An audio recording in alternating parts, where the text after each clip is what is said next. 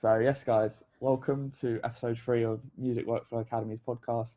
We're here with Sam, known as SAWYL. He's a wicked DJ, producer, massive techno geezer. He's absolutely sick. I'm, big, Techno geezer, I'll take that. I'm bigging him up quite a lot at the moment. But yeah, we met him in Ibiza. His sound lad. Like we had a few good nights out. Plenty more to come. Obviously, COVID has Yeah, fucked it a bit, but that's fine. And we've actually even collabed on a few releases or one or two tracks, I think. But just one. I think I can't remember. Maybe two. yeah, yeah, just a nice little techno roller. I've always liked his style. It's quite like industrial and like nice melodic elements and quite forward thinking. He likes the kind of 145 plus BPM region, I think. Yeah, Weird spot. pretty fast, pretty fast. But yeah, he's a fast guy. He's also an admin in one of my Ableton groups. So you guys might have seen that on Facebook. I don't know. But yeah, he's helping me run that group. So he's doing a good job just keeping everything in check. And yeah, pretty sweet basically. So yeah, we're just going to get into this podcast and talk about some of his upcoming releases, what he thinks about the kind of techno and UK scene, and some stuff about his new radio residency. So why don't you get into it, Sam? Tell us a little bit about what you got going. Yeah, no, I'm feel welcomed on by yourself, IMR. Thank you very much. Yeah, no, I don't know where to start really, but yeah, go back to how we met was quite funny to be fair. Obviously in backyards, Ibiza. Yeah, we That touched. was that was that was that was that was funny because I think we had a conversation, and I said, oh, so where are you from? He said Brighton. I was like, wait, hold your horses. I go Brighton, no way. Um, had a residency at the Arch, which was a regular Friday night for me. So I probably seen you playing and not realise, which was nice. I missed Um, that gaff. They've done up room 2, and they added another room. So yeah, I'm always talking to the owner, bro. Like I was oh yeah, so close, yeah, mate. You'd love him. His name's actually Sammy. The owner's oh name. yeah. He's an absolute geezer, bro. He's started running a pub as well. Um, And he, this is backyard. They've done it up. oh yeah, Oh, yeah, the arch. yeah, Oh, yeah. the arch. What you meant? Yeah. Backyard's got cobwebs, bro.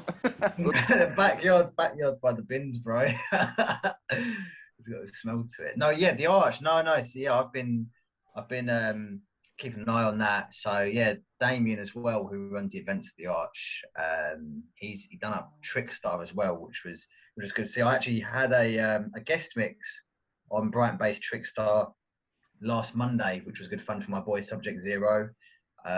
Duo act from around my way. They're doing some very forward thinking techno, which is quite exciting. So yeah, done a little guest mix for them. What I've got going on at the minute, really. So yeah, it kind of the year started off slow, I suppose, Yeah, and then I just kind of hit the ground running with, I just got my head down in January. It was dark and gloomy at the start of the year, so I wasn't working either. So the motivation was up and down, to be fair. But I think all in all, at the end of January, I boxed off 15 tracks, which was basically a track every 2 days or thereabouts. I can't say all of them were bangers, but I think I had four of them signed. So hard work and perseverance and sitting at your desk for 14 hours a day does pay off eventually. Um, but yeah, as time progressed, so where are we now? We're towards the end of April. Things have started picking up.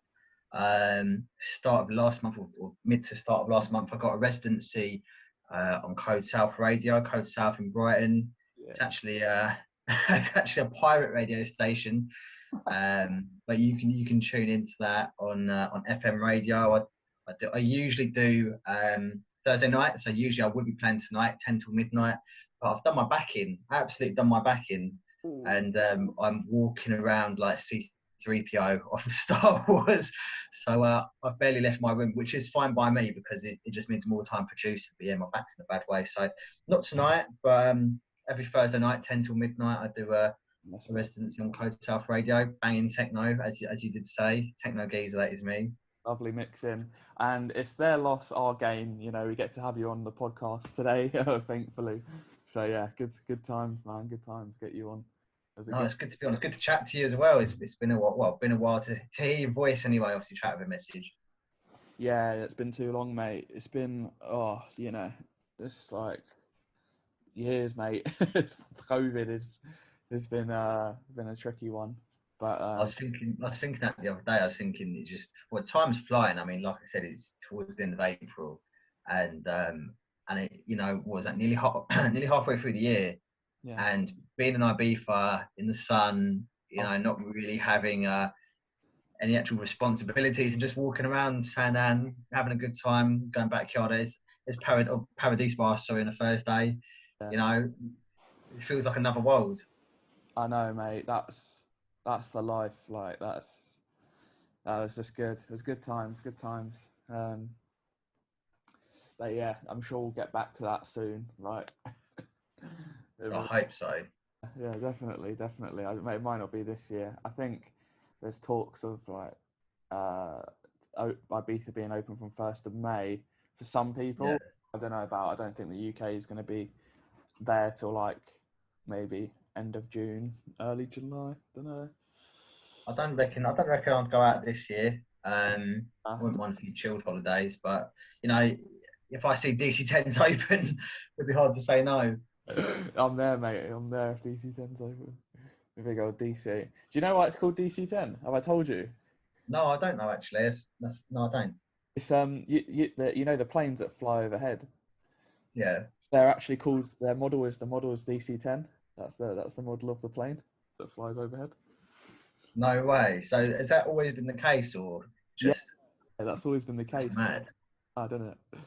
Oh man, do you know about like the roots, like the history of DC10, like how it started, right at the start?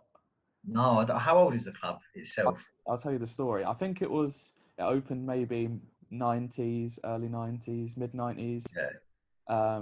Maybe between 96 and 99. But Circo Loco, for those that don't know, massive party in DC10. I think it's every Monday. Um, it started back in the day with like the same residents. There was like still like Tanya Volcano and a few of the normal residents, Acid Mondays, um, uh, a few others, and it started as like a day party on the Monday. So people would go like Space or whatever on Sunday, and then they go DC10 on Monday morning for Circo Loco, and it'd be like a tenner entry or free entry, and like it just started as a really small like underground culture club, and it quickly built its reputation like over the years, and ended up being like arguably the best club in Ibiza, arguably the best club in the world. It's up there. Yeah, definitely. It's a good club. It's No, good. it's such a vast difference to what it is now. 50 euro ticket, Oh my, shoulder to shoulder, doesn't start till late at night. No music between 6 a.m. and midnight. I love the island. Don't get me wrong, but there's been some changes in the last few years that have mm, really structured the island towards a different route. Definitely, obviously the rise in VIP culture, oh, influencer culture.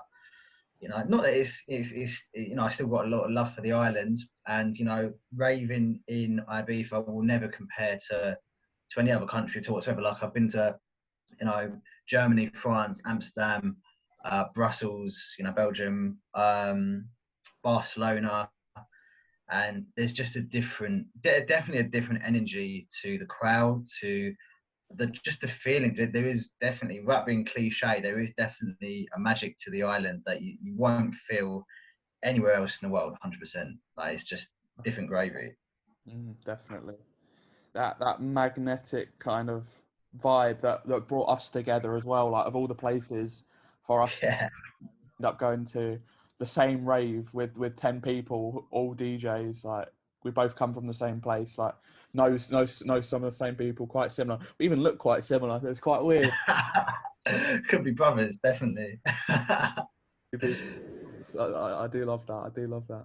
And yeah, man. What do you think about Ibiza though? Like, obviously, back in the day, they had space and like more of an after party culture, and they've kind of stamped down on that now. And you just see the Garda Yeah.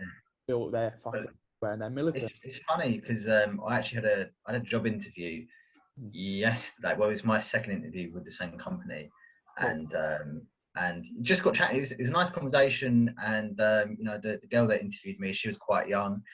I mentioned, you know, I was obviously talked her through my CV, but I was like, you know, music is a massive part of my life, and you know, previously when I've had job interviews, I've always shied away from talking about DJing and raving and stuff like that because I've always had that kind of feeling there's a stigma towards raving.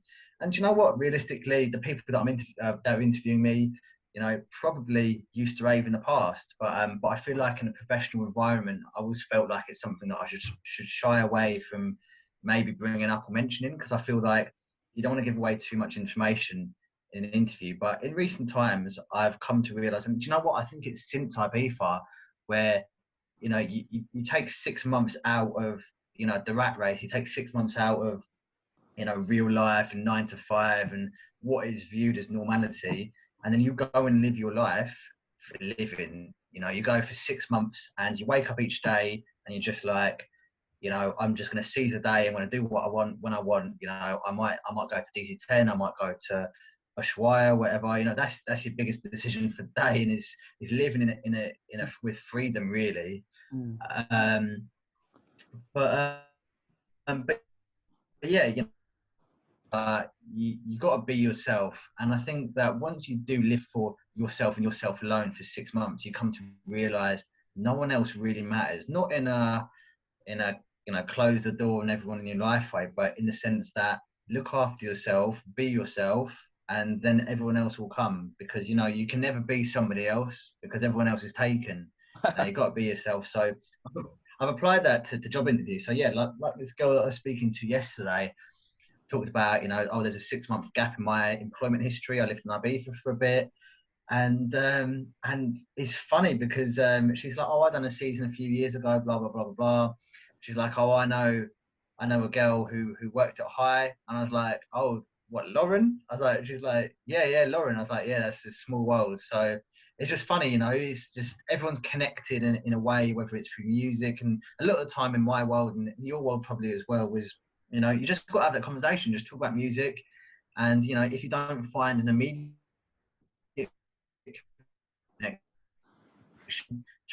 chances are you probably know someone who knows someone who knows you. So, so yeah, it's kind of interesting to from all parts of the world to one place for the same reason, you know, for the love of music. Yeah, definitely, man. I feel like when you say that in an interview, like, oh, I DJ or like I've been to Ibiza, it can go one of two ways. They're either like, you know, oh, fuck off, like, go do that. Why aren't you doing that? Yeah, I used to get that a lot. Like, yeah. I used to get that a lot. They're like, well, if you're a fucking sick DJ, I've tried to. No, I've tried to flip it in that way. It's kind of like, and they have flipped it on me in that way as well. They're like, oh, okay, well, you know, if you want to be a DJ, what happens if you do get big in 5 years? And it's like, how do I answer that? Because, you know, on one side, you just want to say how it is. You know, if I'm a big DJ, I'm not going to be working for you. And then they say, well, that's a risk to us, you know, you're not long term. But then on the other side, if you say, you're going to be lying to them, they know that you're going to be lying to them. It's like, oh, if you're a big DJ in 5 years and you say, oh no, I still work here, you know, is that believable? Like, it's such a catch 22. Like, how do you answer that correctly? So I've always tried to just wash over the answer, you know. Once you get that question, it's curtains. Like, it's done. It's a, Yeah, I've smashed so many interviews, and they're like, "So what do you do in your spare time?" And I'm like, "Oh, you know, I DJ, like go Ibiza," and then they just stop and they go quiet, and that's when you know it's fucked. It's a do you wrap. know what? I might just from now on say, oh yeah, I'll go fishing. They like it. They like it if you say, "Oh, I go to the gym and I play sports and I don't smoke." That's what they like, bro. It's boring. Yeah, I might just say I'm an avid fisherman from now on. I think that's probably a lot safer. Yeah. They'll be like, "Oh, sign him up, hire him." Yeah, you got the job, sweet. I feel like authenticity is a real trend that's coming through at the moment. Like people are realizing that you can't be someone else. You can't be like a fake kind of persona because it doesn't give you real results. You need to be real to get those results, which I think. No, exactly that. And you know what? You know, I will apply this to my personal life, to my work life, to any future relationship, in the sense that, do you know what? Yeah, techno is such a massive part of my life. And, you know, if somebody doesn't vibe with that, if somebody doesn't support what I'm doing with that, you know, if I go into a workplace and I say, you know, this is who I am, and they say, okay, well, we don't want you. Well, that's fine, you know, you got to be able to accept that. You know, not everything, you know, you can't force something to happen. You know, if your biggest passion is music, and if everything's, you know, around, you know, surrounds that, you know, I can't be in a job that doesn't support that. Obviously there's got to be a separation, of course, yeah. Relationships are different, but, you know, I can be with a bird who's like, I hate techno, because it's kind of like, well, you know, why won't you support my biggest thing as I would support their biggest thing, whether it's, you know, doing makeup or whatever. I don't care about makeup, but I support it. Do you know what I mean? Definitely, definitely. It's a two-way street. It's called respect. Yeah, And you know, the bigger we get as artists, the more people are going to gravitate towards us naturally because we're going to have a more stable base for them to go, oh, actually, they're doing quite well with what they're doing. You know, why wouldn't I support that if it's bringing in, if it's bringing them making them happy? That's what the right partner would care about, your happiness. Do you know what I mean? That's what it's about. Like, it's about and happiness. that's it. Something you said there as well is me and one of my close mates who also produced as well. We had a little bit of a rant the other day about people and supporting and so forth. Is that I have no ego. I completely separate myself. I don't view myself in a certain light. It is what it is. It does what it says on the tin. And, you know, I don't want to get ahead of myself in any way, shape, or form. Like, don't get me wrong. I'm doing good things. I'm putting the work in. I'm putting the hours in. I spend all my waking hours either listening to music or making music. My whole life is dictated by it. And, you know, last year I probably wasn't, you know, I was learning, you know, I thought I was making good music, but I listened back to it. I'm like, wow, that was terrible. That kick, there's not enough there. That sounds terrible. The hi-hats were non-existent. What even was that? But, you know, it's all part of the journey, all part of the learning curve.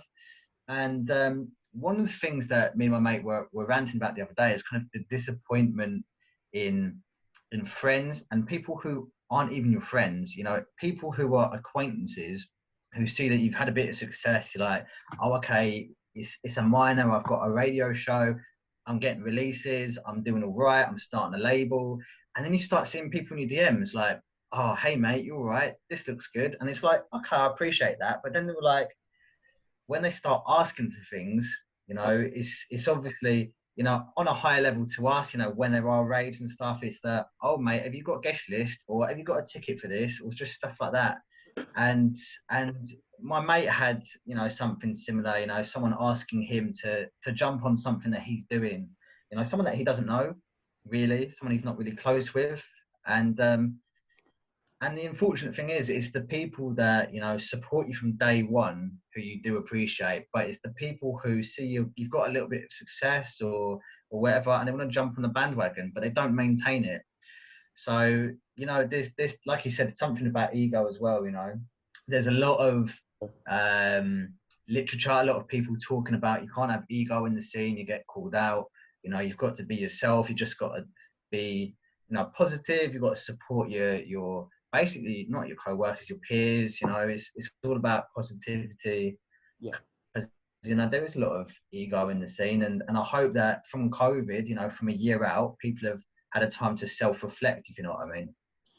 Yeah, I hope people have learnt their lessons with that stuff. I'm just scared. I'm not scared, but I'm predicting it's just going to be, you know, they'll get their ego back after a few nights out, and then it'll be the same thing. Because I think COVID's exposed people and they're fucked. They're crippled because they can't go out and like stunt on people because there's no clubs open. So it's like, you know what I mean? Those people, Yeah. they've lost their weapon, which is making people think that they're living a good life on social media or the way that they're doing things, and it's like that's now gone because they can't do that anymore. So I hope it stays this way, where it's kind of like, you know, the positivity's coming through and authenticity's winning. Like that's not something that was like really magnified before COVID, but now COVID's happened, people are kind of like getting into, you know, seeing what's right and what's wrong. Hopefully it can stay that way, because That's it. And yeah, another thing to come from COVID is, as obviously as we've seen, a lot of people have maybe fallen away from the scene, or fallen out of love for the scene, or just haven't been able to, a lot of DJs and producers who aren't, if you're small time, if you're just starting out, if you're a rookie, if you're not long into your journey, you're going to be working elsewhere, you're going to be having another source of income, because it's balance between that. And the people who are at the top, when they are the big DJs, they're playing the big clubs, they've been playing for 15, 20 years, they're going to be financially all right. But the people in the middle, who, for our music taste anyway, for minimal, for deep house, for UKG, for techno, or for hard techno anyway, generally those people are in the mid bracket. And the unfortunate thing is with them is that they were probably just getting into their journey, or they were, relying on that income from DJing and touring and so forth. That's been taken away. And now they're stuck in the middle. Do you know what I mean? And I've seen it quite a lot. Obviously we saw it last year. Our government anyway saying you need to retrain, you need to go and do this, you need to go and do that.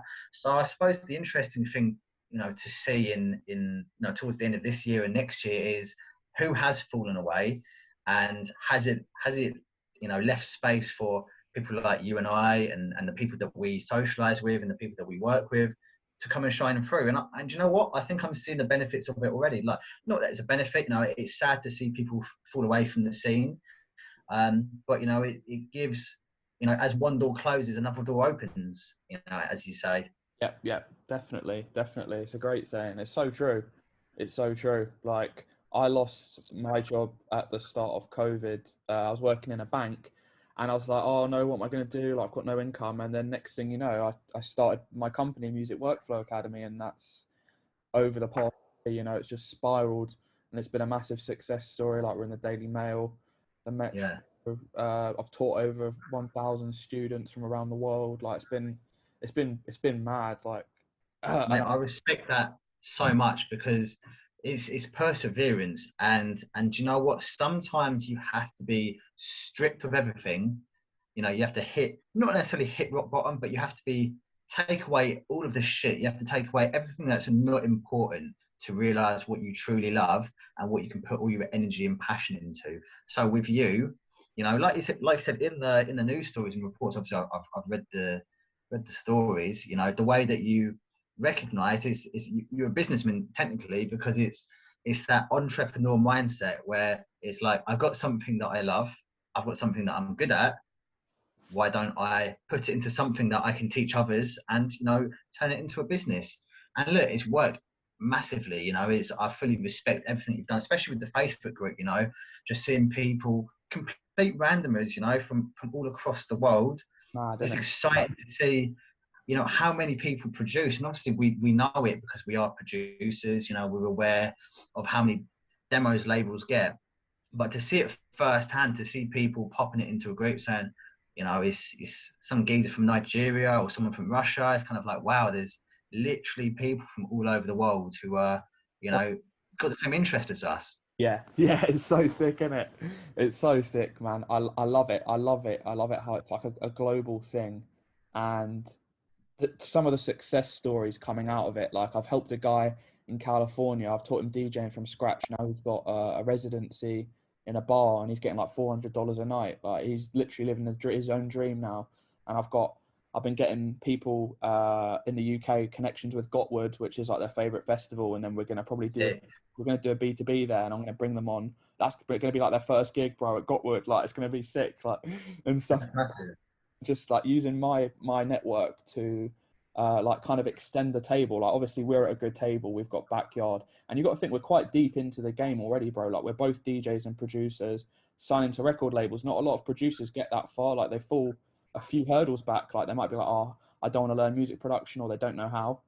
That's where Hey, do you know what? This is a thought that I had the other day, and like I said, I don't have an ego. I don't think You know, without sounding negative, I'm a very positive person, but I don't think very highly of myself. Not in a deep way, but I never let myself get ahead of myself. You know, there's always something more that I can learn.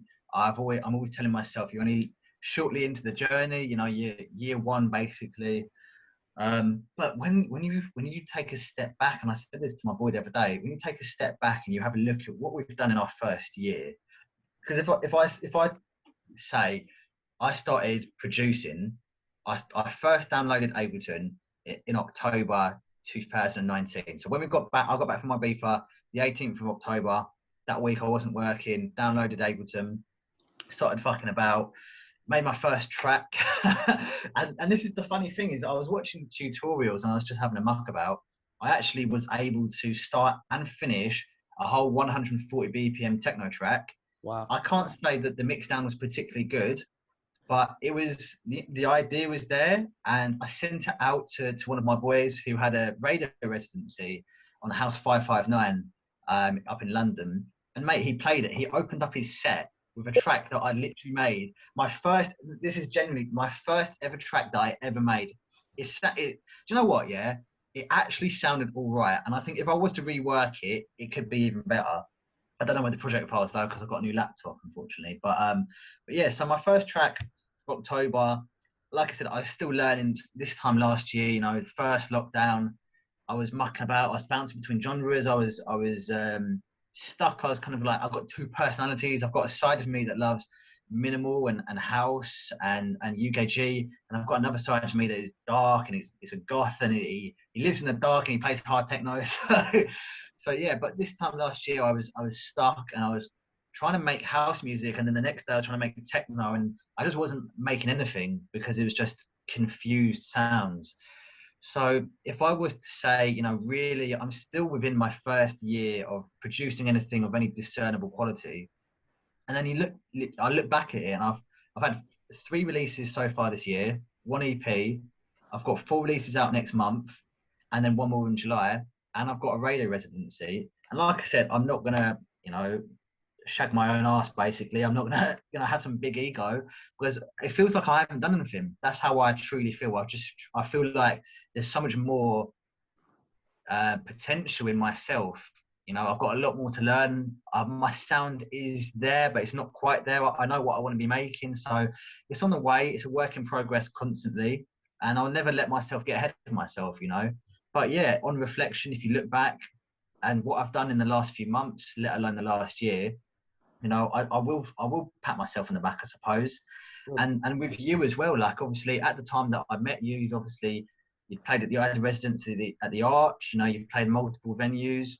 Obviously we came out to Ibiza, we set up obviously Backyard, we've done that. And you know, since then we've only grown. Your production rate blew my mind. You know, I think it was first lockdown. I just see you pumping out tracks. And I go, this guy, his work rate is ridiculous. I think I told you at the time.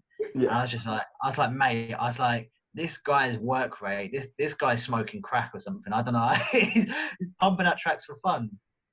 Yeah, man. You know, I was, you know, it is what it is. Like, you know, you look back and you do need to give yourself a pat on the back, because like you've come so far, and it's like you know, it is a journey, and I feel like we could still be 30 and be like, yeah, we haven't got started yet. Do you know what I mean? But we've probably got like so many good releases by then, and we're in it for the long haul. We've kind of like, we've got a purpose, instead of it being like, oh, I'm in this game to make money, or like I'm here to, you know, do one thing. Our purpose is we love the music and we want to see it grow, and I think that's what the scene needs. You know, if you're contributing to the techno scene and you're bringing people that don't necessarily like techno to the techno scene, you're making the scene grow. So you're technically selling tickets, you're selling records, and you're igniting like passion and inspiration into people, and it's like, that's so powerful. You know, I think this is it though, is that, you know, techno music is truly my passion. I wake up at 6:40. It's actually 6:40 6:40 in the morning. Naturally, I wake up, mate. The first thing I do is open SoundCloud, and if it's not the track that I made last night that I'm listening to, it'll be something else. It'll be a mix. You know, I wake up, I listen to techno. I am working at the minute, but I have the ability to be able to monitor my work and produce at the same time. And then I'll produce all evening, all night. And then I'll be sorting out a playlist for the radio. I go, my life is purely populated, and it is just centrally focused around techno. And yeah, the point that you made around, you don't do it for the music, you do it for the love. Sorry, you don't do it for the money, you do it for the love of the music. That couldn't be more true. That's such a big point, Anyone who does it for the money is not going to be in it for the long haul, and this is a game that you need to be in it for the long haul. You're seeing these people dropping off because they're not getting the results they want, but who's going to get results in 1 to 3 years? You need to be put in. You don't. Do you know what I mean? You don't see people at like Adam Bayer's level or Jamie Jones's level or Capriati's level. They're all older. Do you know what I mean? Like they're older. They've been doing it for longer. That's why they're there. They have the experience. Yeah, People are like, I oh, saw, I want it now, but you need to be patient, don't you? You need to be like, it's a 10-year plan minimum, at least. because I saw Scream tweet about this. Scream tweeted this last year, I think it was like October, November, I think, and he said, you guys, you don't have a career in music until you've been doing it for 10 years. And I said, look, and I think I said to Ozzy at the time, maybe, I can't remember. Yeah. But it makes a solid point, it goes back to something that I remember my old music teacher saying to me at school, is that it takes 10,000 hours to master instruments, something like that. And if you look about that, if you look at it, I think that is about 10 years. If you are realistically doing X amount of hours each day, maybe less, I don't know, but no, it's that acceptance. And sometimes I forget my age. I feel like I'm so much older than I am because I've lived such a mad life. I've been all over the world. I've been doing all sorts of festivals and ending up in sketchy areas and afters, and all sorts of mad stories that I've accumulated over the years since I was 16. So I feel like I've got the mind of a 40-year-old in the body of a 24-year-old. So it feels good, and I feel like I'm now at the stage where I've got the tools in front of me. I've got the tools in my hand. I've got Ableton at my fingertips, and I've got the drive within me to want to produce for the next 10, 20, 30, 40 years. And I think that is the mindset that you need to have if you do want to succeed in anything, whether it's producing or DJing or anything else. But yeah, going back to if you're only in it for the money, it is going to be short term. And going back to what I said before, is you've got to be yourself. If you put your heart and soul into something, even if it's shit, even if it's the weirdest genre, there is the weirdest genres out there, mate. I was on some weird Google rabbit hole recently, and there's people who play on Game Boys. They play Game Boy music. They hook them up with some modular equipment and some other stuff, and they play like Zelda through speakers, and then they play some modular stuff over it. I can't remember what the genre's called, but I was like that. I think I've seen something like that. And I think they it's called like chip music or something like that. I can't remember. I think it's chip or something like that. I can't remember. But I was like, listen, to me that is the weirdest thing I've heard music wise, I think. But if you do it and you put your heart and soul into it, at least one person in 7 billion people will love it to bits. And that is what drives me. I can make the shittest techno track, but if I know that there's one geezer out in Mumbai who thinks I'm the sickest guy in the world, then sick. Yes, mate. And I think if one person thinks it, I truly think that's scalable. Like you said, we've got 7 billion people. So if one person likes it, there's probably going to be 100,000. Out of 7 billion, that's like less than 0.001%. It's crazy how one song can make people. It can make when a song has a universal feeling. Like let's just say Bicep Glue. Everyone loves that track. You can play it to your nan and she'll be like, mate, honestly, I was at an afters the other night, Friday night, and I was talking about electronic music. It's like 4 in the morning. We're talking about tunes, talking about love for electronic music. And you said exactly what I just said. I said it doesn't matter who you are. You could be man, woman, old, child, cat, dog. If you like electronic music, you like Bicep. Fact. That is a fact. If you truly do like electronic music, there is no one on this planet who does not like Bicep. There's nothing to not like.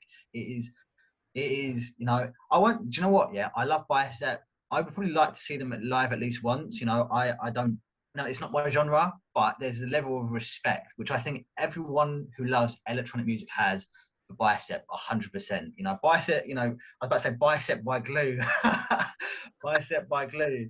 Um, it's just an unbelievable track. Fact. It is, bro. It is. The way it's like, kind of like fused trance with the break beats and like the house scene at the deep house scene at the time. And Yeah, went to see them in Brighton, bro. Like their tour that they did off of the back of that album, and they played Concord, and it was sold out. And that's actually where I met Elliot. no way. Bro, like I was at the back, you know, the back bar by Concord Yeah, yeah, was there, and yeah, they played Glue, right? Firstly, the crowd, I've never seen a crowd like it. So it was a mixture of like 20-year-olds, and then there was bare older people, like 40-year-olds with their misses, like vibe, yeah. absolutely vibes in, because it must have just taken them back to the trancey days, that album, which, you know, was like a big trend. And I'm at the back bar filming it, and Glue comes on, and Elliot comes up to me and goes, "Yo, bro, like I run rave footage. Can you send that to me?" I love that. Yeah, I know Elliot. Elliot loves Bicep.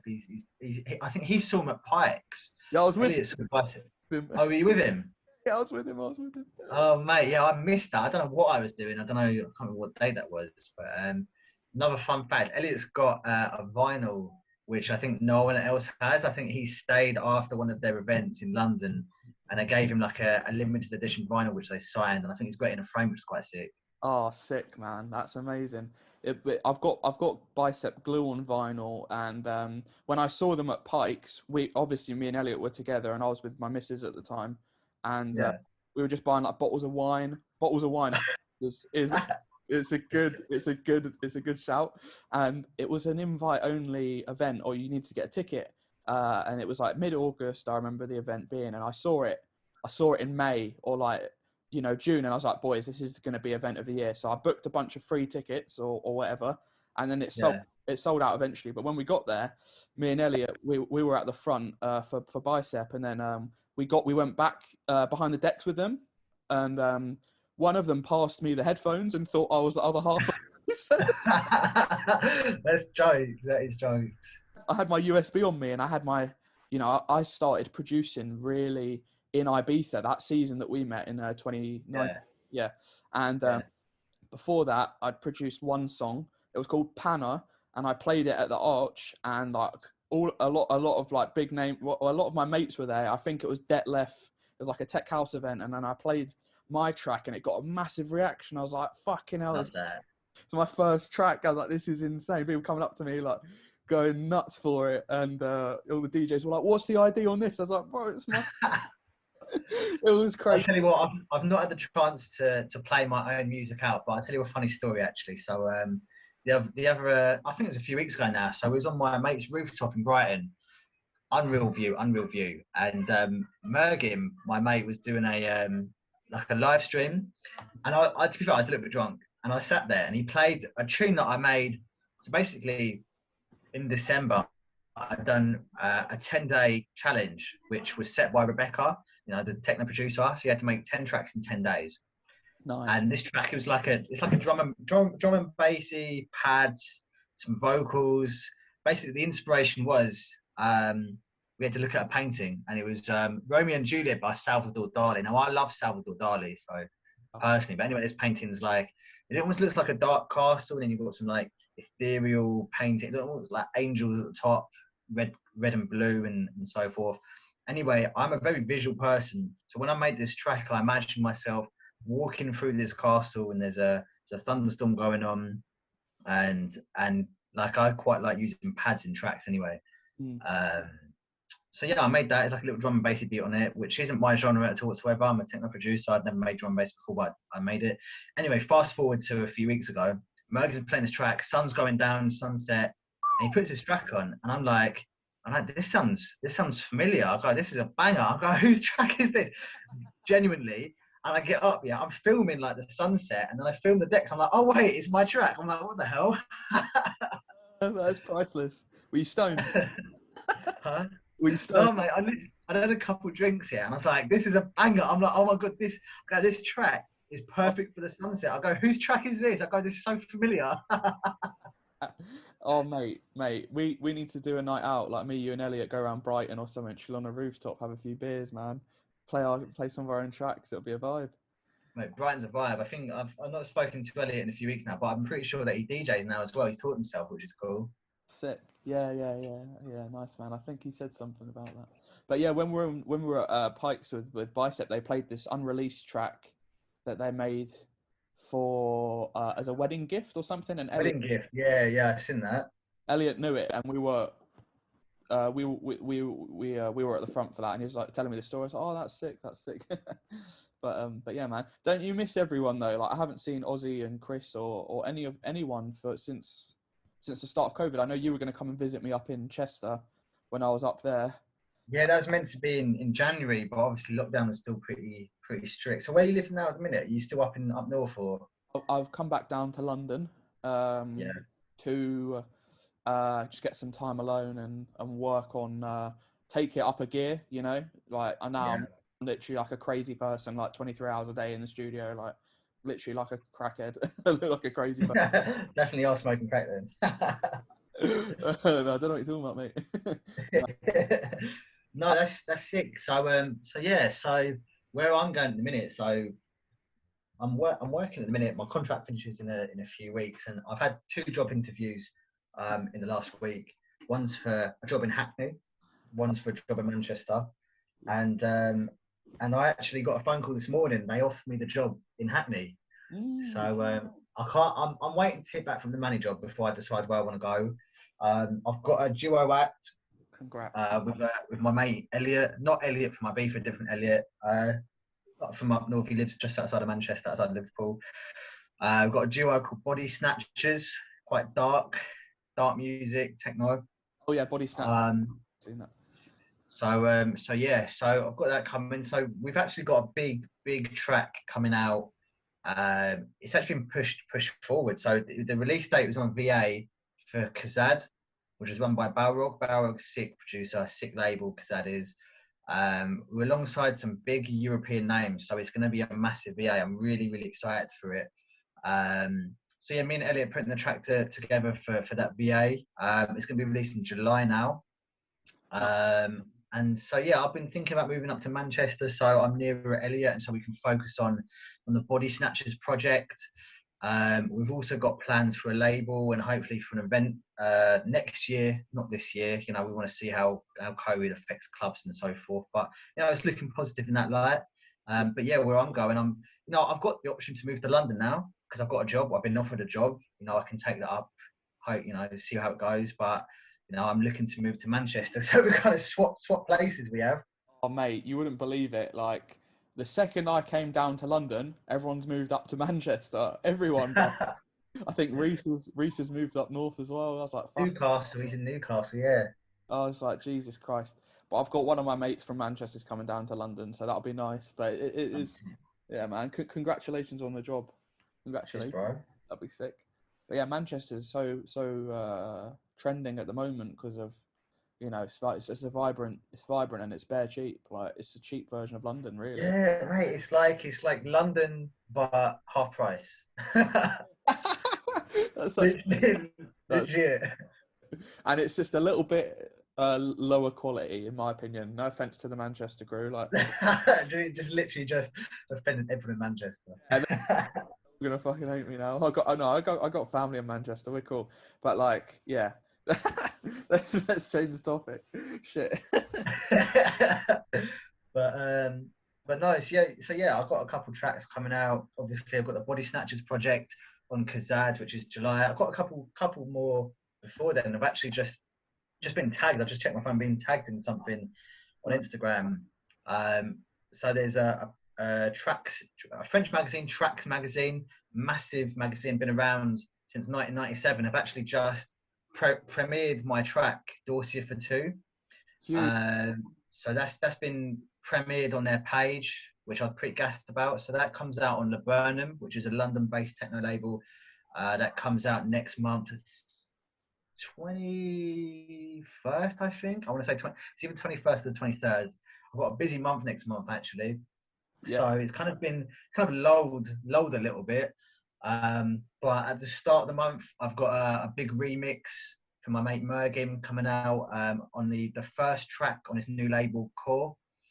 Yeah. It's called Perk Dealer. That's my remix I've done of his track Perk Dealer.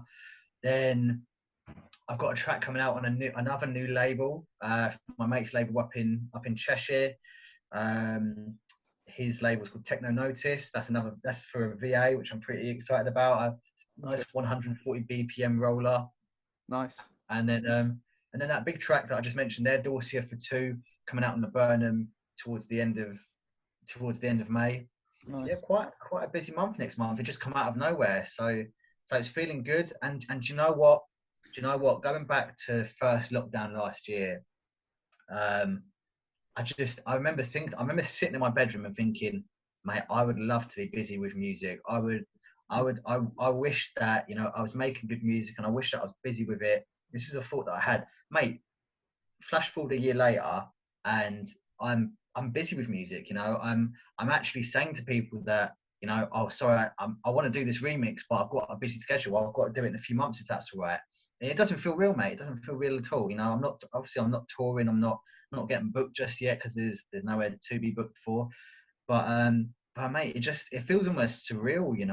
It's obviously, it comes from hard graft. It comes from me putting in hundreds, thousands of hours over the last 12 months, watching YouTube videos, learning, trial and error, making shit music, making more shit music, making some double shit music. And eventually, like you said, you make a couple tracks and people like it, and it makes you think, I'm actually all right making music. It's surprising. My G. Be careful what you wish for, eh? It's happened a year. It only took a year, bro. So really, what, 23 to 24? Your life's changed. Like you've got the biggest month of music coming up, and if you stick at it with this work rate, it's only going to scale. And then the next month might be bigger. The next month might be bigger. You might have a quiet month, and then it just goes mental. Like it's and that's it. Like my mates, like you said, starting his new label, and the point that we made is, we were saying, oh, maybe I should release every week. Should I release every 2 weeks? Should I release once a month? And when you whittle it down, you come to realize, there is no right or wrong way. There's nothing negative that you can do by putting your music out there. If you put a track out every single week for 6 months, that is, you throw enough shit at the wall, eventually shit sticks. That is a fact. And we spoke to my mate who also runs a label around here.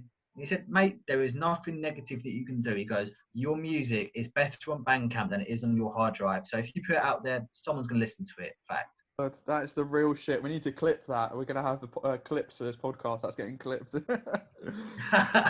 Love it. It's so true, though. Like, think of the standard you're producing at. Like, I get it. It's a long way to the top, but don't think about what other people are doing. Think about what you're doing. Like, how far you've come in the space of a year. The fact that you're actually putting tracks together and finishing them is more than 98% of producers. That's what's shocking. Like, that's why I've launched this company, to help the 98% that are stuck. They spend 8 hours a day in serum, and they make a kick from scratch, and they don't finish a track, and it's just a massive waste of time.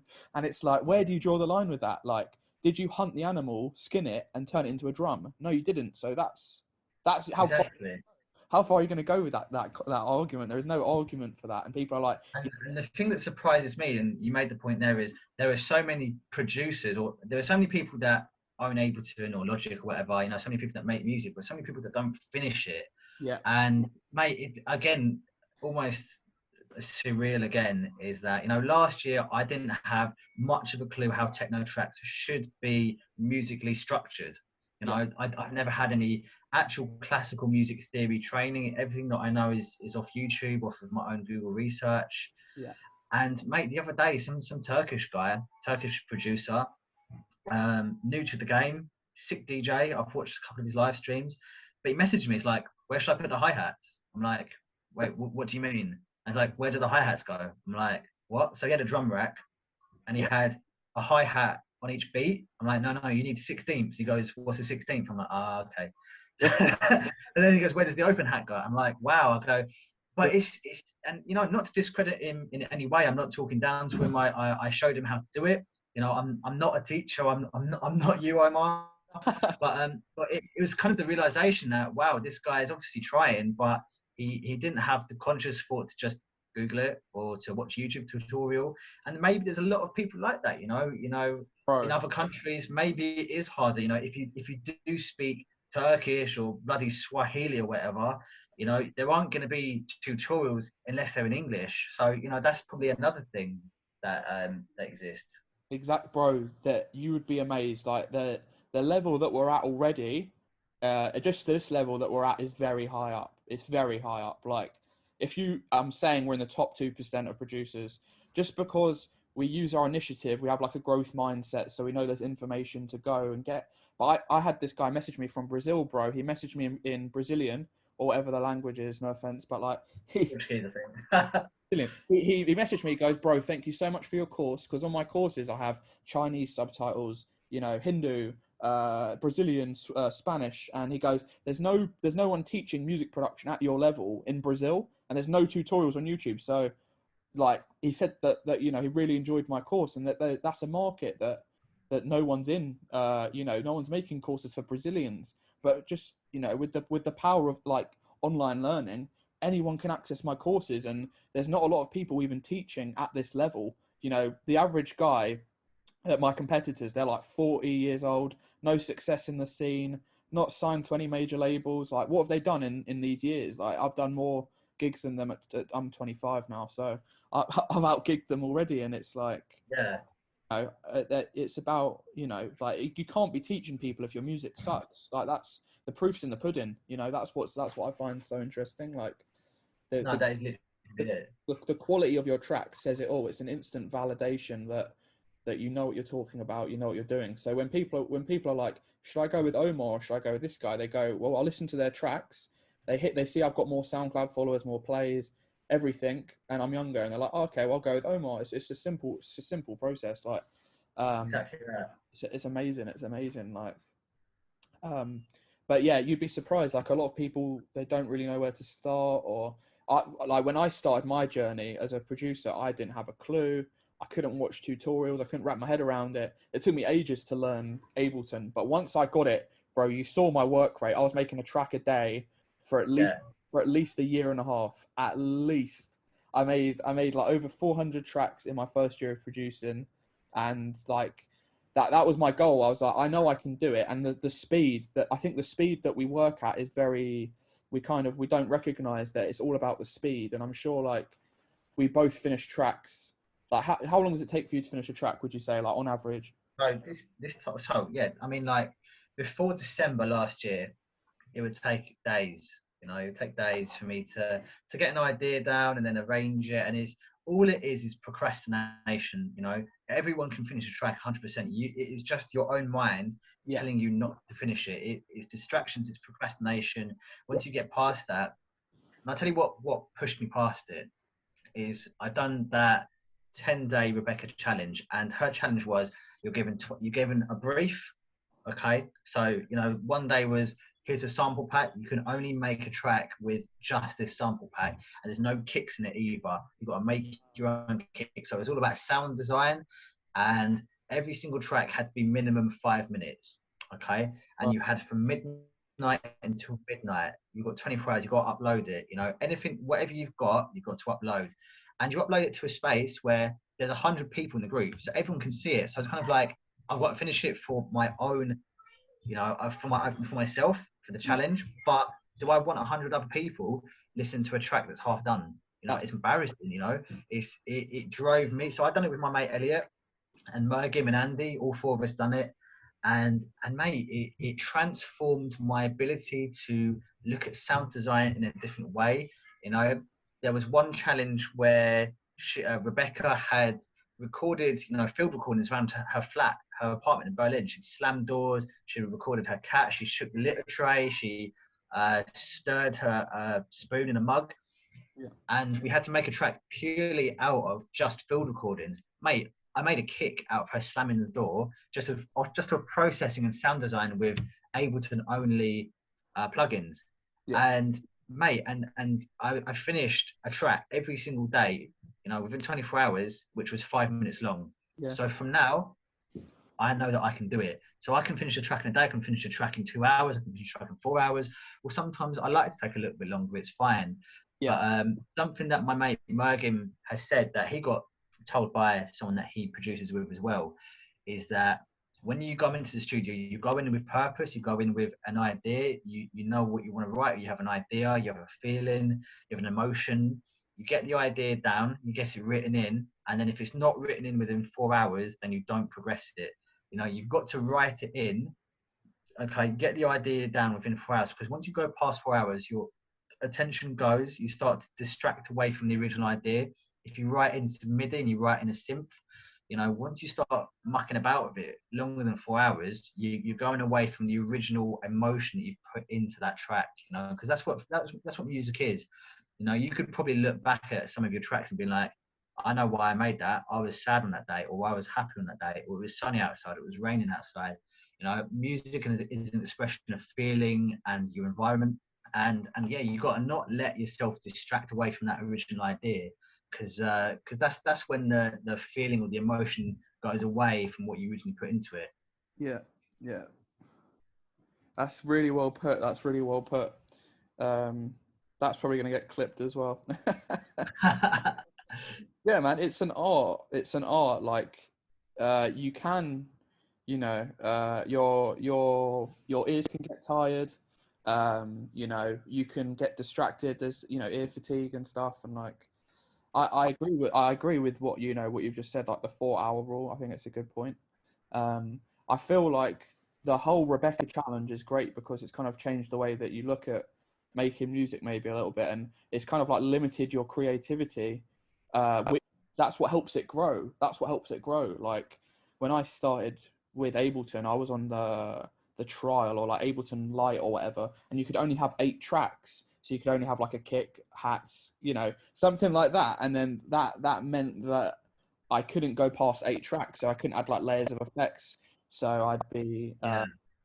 I'd be adding like kicks and claps on the same track and stuff, and it was just like it was so unorthodox the way I was doing it. But what it did is it limited my creativity and allowed me to see things in a bit of a different way. And then that's what's kind of enabled me I to. think this is another point though as well, is that there's a benefit to the power of Ableton to Adore, is that you can make anything you want. You can do absolutely everything in the box. You know, you don't need hardware. Some of my favorite producers, they don't use hardware, but also some of my favorite producers do use hardware. And I had a good chat with a jungle producer, Manifesto, the other day.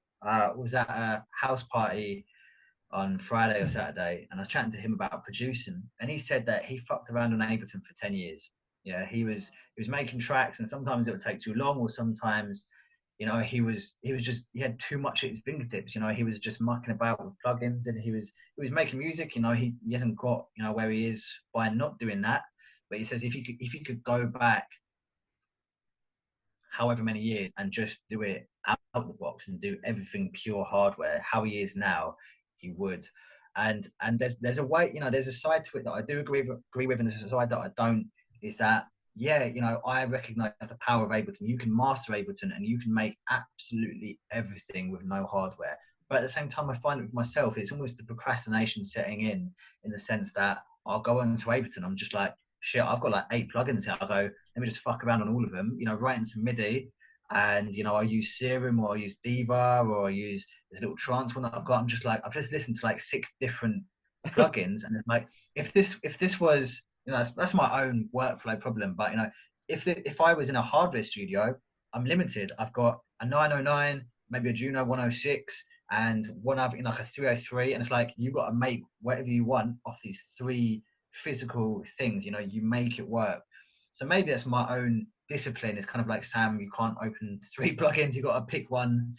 So yeah, I think, you know, music production nowadays, as I'm sure that you're teaching, is powerful. You know, you can do absolutely everything that you could ever want to dream of in Ableton, and that's a fact. It's amazing, isn't it? It's amazing, and No. I do love, you know, like an old school synthesizer, like the Juno 106, or I've got that 303 clone, and I've got like a drum machine and a few synths kicking about. Nothing like what Chris has. Chris Gilland, his massive modular unit thing. Wouldn't you love to have a go on that? Have you seen? Yeah, it's crazy. That's just pure synthesis. Can you imagine? Can you imagine going on that on the afters? That would be jokes.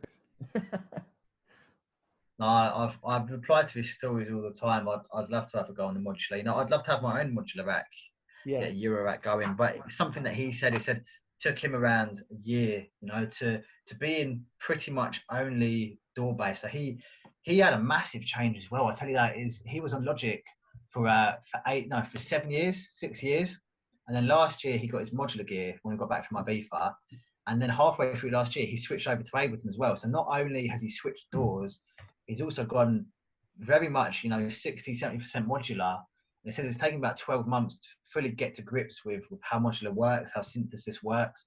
But once you do it, you know, once you learn it, you've smashed it. You know, that is pure, you know, synthesizing music at its finest. It's like everything's like riding a bike. Once you know how to ride a bike, you can do it, and it's quite easy and quite doable. And like if you sat me in a room with just my hardware, like there's a lot of presets on like a Juno 106, and you could get a trance track out of it, or a drum and bass track, or a techno track, or even a minimal or garage track out of it, and that is good fun. But it is limited to an extent. Yeah, let's say there's 106 presets. Let's say that, you after you've made, if you just had that for 1,000 tracks, you would end up getting the same sounds out of it. And that's why Ableton's so amazing, because you can get, you can get anything on Ableton, man. You can even get like Reason, like you can get, Ramon, he uses Reason as a DAW, and Yeah. you can get the Reason rack for like 100 quid and put it in Ableton. So you've got a DAW inside a DAW, and then you're like, fucking hell, now we're talking. Like you just get all of the Reason in Ableton, which I think is pretty cool. Yeah, React to as well. React to is like modular synthesis, but in Ableton, and that's probably another reason why I don't feel so hard pushed to investing in a full modular rack, because realistically, if I want to muck about with synthesis in that way, you know, there's so much on Reactor from Native Instruments that is, you know, it's obviously never going to be the same. You can't get your hands moving around. It's not the same when you're using a mouse, whatever. But you know, if you get a little bit of hardware, you know, like a little Akai MIDI keyboard or whatever, map that to Ableton, then you're dancing, you know. Definitely. And what would you say, like your favorite ravers that you've ever been to? What would you say? Actually, such a. Do you know what? I might get a little bit ripped for this, to be fair, but so yeah, I've not always listened to techno. You know, my musical background, my musical history, you know, my taste in music is varied. You know, I would never, you know, be afraid to talk about your roots of music. You know, when I was younger, it was, you know, 90s trip hop. You know, that's what I listened to around the house. You know, my parents were playing that, Moby, Portishead, Air. You know, those kind of genres. Sorry, those kind of artists in that trip hop genre were big in the late 90s. And then as I got older, it was kind of rap, 50 Cent, Eminem, Linkin Park. So, you know, I went to a lot of those concerts, which were great, and those shaped my childhood and my teenage years, you know, going to concerts and stuff like that. But when I started listening to electronic music, I actually don't know how I got into it. I think there was a geezer that I went to college with, Michael, and he loved EDM, and you know, we become best mates in our first year of college. So I loved EDM. You know, there's the Swedish, you got Swedish House Mafia, Steve Angelo, Alesso, and yeah, look, this is going back to 2012, 2013, and I loved EDM when it was good, when it wasn't as cheesy, when it wasn't as rubbish as it is now, whatever that genre is. So yeah, in 2014, I went to Tomorrowland, which is probably regarded as the biggest festival in the world in its production, in its artists, and the size of it is absolutely massive. It's such an experience. And do you know what? That was the second festival I ever went to by myself. I've been to like V Festival as a kid and stuff, like Glastonbury with my family. But I went to Tomorrowland 10th anniversary, 2014, and that shaped who I am today. Because at the time I listened to all the shit EDM, Steve Aoki and Dimitri Vegas and Like Mike and whoever else. And there was a defining moment and this is something that I'll always bring up. There was a defining moment that made me who I am today, loving techno. So we was on I think it was a Saturday. Yeah, it was a Saturday, and we were in between two stages. There was the Carl Cox stage where Adam Bayer was about to come on, and there was the main stage where Dimitri Vegas and Like Mike were about to come on. Now I listened to Dimitri Vegas and Like Mike at the time. I was like, they're sick, they're EDM. Oh my god, they're unreal. There's gonna be fireworks. Let's go there. I'm pinging off my tits on pills. Let's go. And and then Sean's like, fuck them, fuck Dimitri Vegas, like, mate, they're shit. I'm like, bro, we come all the way to here to listen to EDM. And he goes, nah, we're staying here at the Carl Cox stage. Adam Bayer's about to come on. And I just remember, I'm like, what? Who the fuck's Adam Bayer? I go, why am I going to listen to some geezer called Adam? I go, nah, I want to go see to the main stage. And he goes, no, you're going to stay here at Carl Cox. I'm like, right, whatever. I go, fine, we'll see him tomorrow anyway. Mate, Adam Bayer comes on. I'm like, I just hear that big booming four on the floor kick, like boom, boom, boom. I'm like, wait a second. I go, hold the horses. I go, hold the phone. I go, what is that? I go, oh my god. And I listened to that set. So that mix is Drum Code Radio Live number 217, and I could probably list off the entire track list. I listened to that mix every single day for 6 months, and I've probably listened to it over 100 times now since 2014. Drum Code Radio 217, and some of the tracks in that, just, you know, that was when Drum Code was class. You know, it was really somewhat, it was its own thing. It was great music, great artists. And mate, I think it wasn't that mix. It might have been the mix before that Adam Bayer done. WAF released on Drum Code back in the day. So, you know, Drum Code was really different, and it's really, you know, it's changed over the years. It's a little bit trancey, a little bit cheesy. But yeah, the best rave I've been to, Tomorrowland 2014, 2014 10th anniversary, because it defined who I am today, and it ignited my love for techno at that exact moment. I can literally trace it back to the moment that I heard that kick. It's quite crazy. Yeah, man. It's funny how techno touches people in some ways. Like when they first hear it, like, you know, Dax J. You know how he used to be a massive drum and bass head, and he used to produce drum and bass, and then he went to Awakenings, and he was like, "What the fuck? What is this?" Like, and he just totally put his music taste on a swivel, and now he makes techno. And Dax is my idol. Dax is my number one favorite producer, favorite DJ. He is faultless in everything that he does. You know, the soundscape stuff he does, the jungle, the techno, and his story is very similar to ours. You know, it's exciting to see. You know, he done pirate radio station for a number of years playing jungle, and he went out to Ibiza, done a season. Then he come to realise tech house ain't for him, and he's like, let's do a little bit of techno. So you know, and there he is today. But yeah, he used to be a big drum and bass geezer, isn't he? That's the new EDM tech house. Like that's what was just happening before lockdown. Is tech house was coming main stages, you know, Fisher and that, and it's interesting because I think that's the direction it's going in. So yeah, tech house is going to be the new EDM, I reckon, if it keeps The up. commercialization, obviously, if you saw that Resident Advisor video the other day, you know, what's happened to tech house, I found that really interesting because, you know, there is elements of good tech house in Archie Hamilton, in Romania, in Rominimal, you know, that still exists. You know, if you dig deep enough, you will find it. But the generalization, the commercialization of tech house, like you said, once it starts appearing, you know, on the Radio 1 Top 20, you know, once it starts appearing in the charts, it's chart music, mate. It is pop. You know, tech house is no longer tech house when it's in the charts, you know, and the quality has been watered down, and the vast majority of it I don't enjoy. But if you dig deep enough and you find good quality tech house, Archie Hamilton is in my top 3 favorite all-time DJs and producers. You know, I love hard techno. He's in at number 3. Do you know what I mean? Farthest thing from it, but he plays and produces quality tech house that, you know, is from the mid to early noughties, and that's what I've got a lot of time for. Oh, definitely, man! Shout out to Archie Hamilton and all of the Fuse gang. Like, what a party!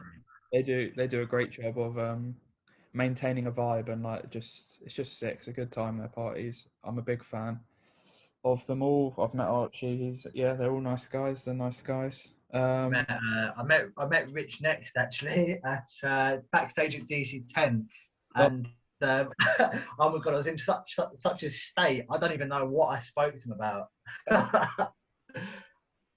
oh, that's so funny. I love DC10's backstage. It's really nice. I was there with MK. He's a nice guy, man. But he always sends me west at a festival. Whenever I'm, Why? I don't know why, bro. Like I started quite similar to you. Like my first festival was Creamfields in 2014, and there was like DV, BBS, and Dimitri Vegas, and like Mike, and all of them lot, and all the big room EDM, and it was so we'd go to see Afrojack and fucking Laid Back Luke.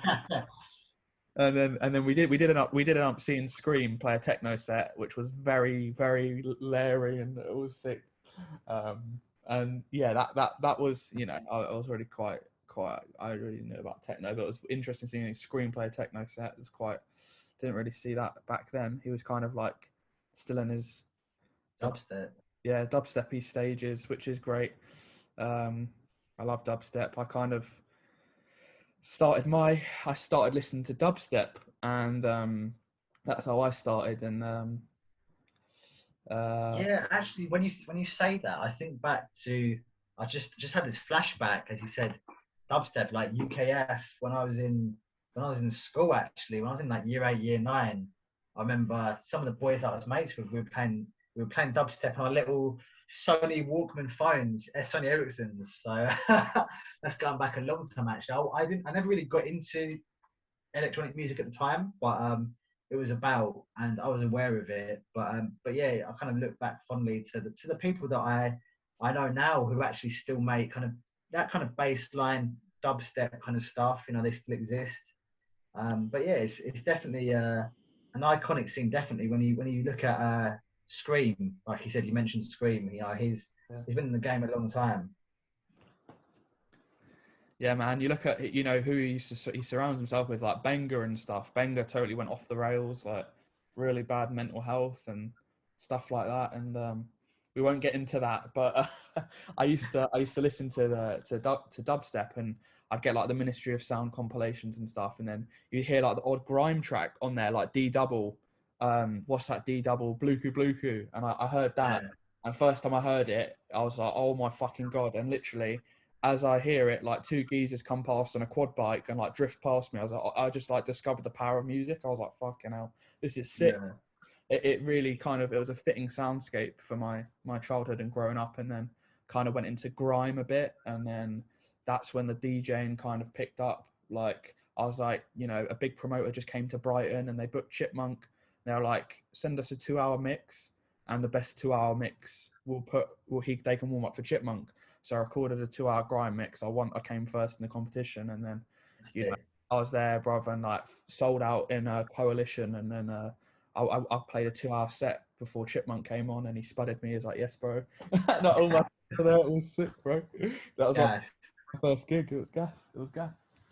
But and then the grime, then drill came, and I wasn't really feeling it at first. I was like, I don't really rate drill. Like, yeah, I don't know why. I liked how dubstep and grime kind of had that affinity with like the bass lines, and it had that kind of flow. yeah. 140, and then you got drill, which was kind of like 90 to 100 beats per minute. I wasn't really feeling it. Apart from that, the 808 glides, they're pretty cool. So I went into like house music. I did a lot of drum and bass. Played a few free parties. I played a free party with like I think it was like 10 or 15,000 people. It was like the cleanest warehouse I've ever seen. It was so clean. That's um, it. and yeah, did some free parties with the drum and bass, and then I looked to the drum and bass people, and I thought, I don't really know about the scene. I don't really think there's a lot of money in it either. I know it's not all about money, but like if I want to turn it DJing into a full-time career, like the rates for drum and bass DJs are normally lower, You have to look ahead to that 100%. definitely. And then I thought, you know what? Like, I started house raving before drum and bass raving, and I went to um, I went to Egg and stuff. I don't know if you've been to Egg, Fabric, and then Yeah. you know, stuff like that. And have you been to Egg? I've not been to Egg. I know of Egg, yeah. And Fabric? Fabric, absolutely iconic venue. Or venue, like, but we used to go Egg so often they'd call us the Egoless because we'd be. And I'd literally go to every squat, you know, in London, weekly squats, and some of the venues like an abandoned train station, you know, and I saw Dungeon Meat. It's Tristan da Cunha and Broader, like that was iconic for me. And then Yeah. there's a venue. Oh, have you been to Tunnels? Great Suffolk Street Warehouse. No, I've seen photos of it, but I've never been there. If it's still open after lockdown, well, I'll take you. We'll go. But I saw Steve Lawler. I was supposed to go to like a shitty pop club, and all my mates were like, "Steve Lawler's playing at Tunnels." I was like, "Who the fuck's Steve Lawler? What's Tunnels?" And they're like, "Come with us, come with us." Just this dodgy like abandoned police warehouse. I see Steve Lawler's sick. I've seen Steve Lawler.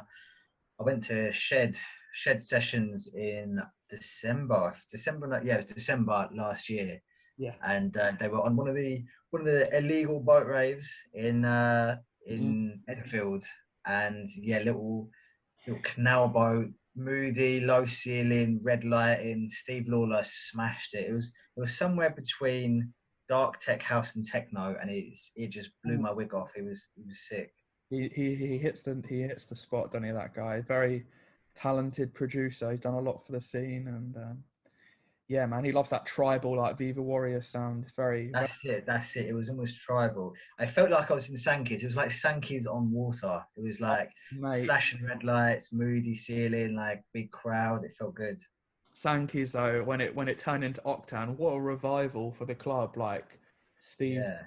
he flew people out to tweak the sound system, to tweak the Void sound system. You know, get the bass right. And I don't know if you ever stood in like the middle of the front and the floor was like shaking, like in The Octane. floor shake. The floor actually shake. You feel your feet vibrate. It's mad. How sick was that? I miss Octane. I miss it. I miss being back left in the second room with Aaron listening to Apollonia on a Sunday. Bro, he lived there. He lived there, man. What a venue. Oh, there. When Apollonia announced that joint residency, it took it to the next level, man. What a fucking epic. I think they're another one. It's kind of like almost on par with Bicep. Like if you like house, if you like tech house, if you like minimal, you don't not like Apollonia. Apollonia are faultless. Apollonia, man. Arguably, they're definitely one of my favorite house artists.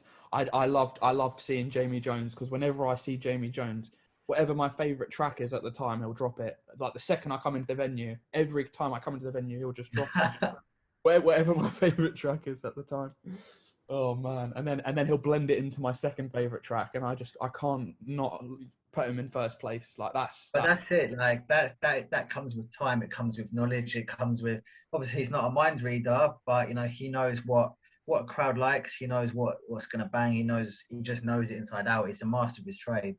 definitely that's someone that we can look, he's a good role model. Like he's obviously runs a massive record label, a huge brand, a huge night as well, like Paradise.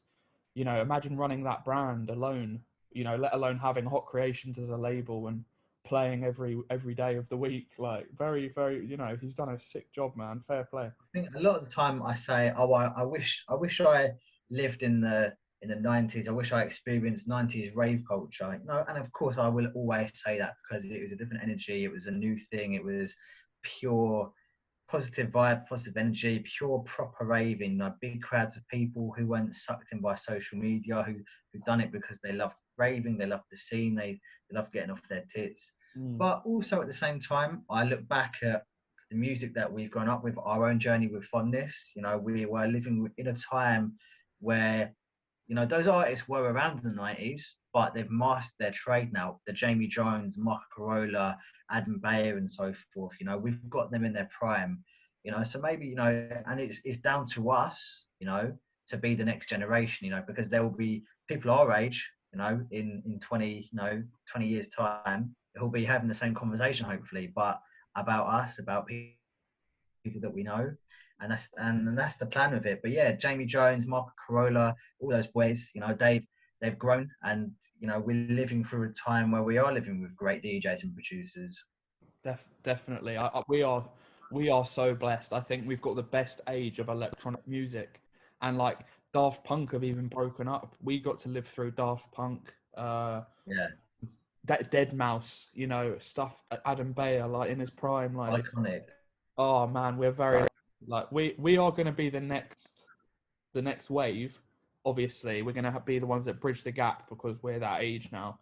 But I saw a picture and it was backstage, and it was Loco Dice, Solomon, Capriati, Corolla, and Jamie Jones. And I hope I'm not missing anyone. But I was like, I looked at that and I thought that's going to be backyard in like a few years' time. 100.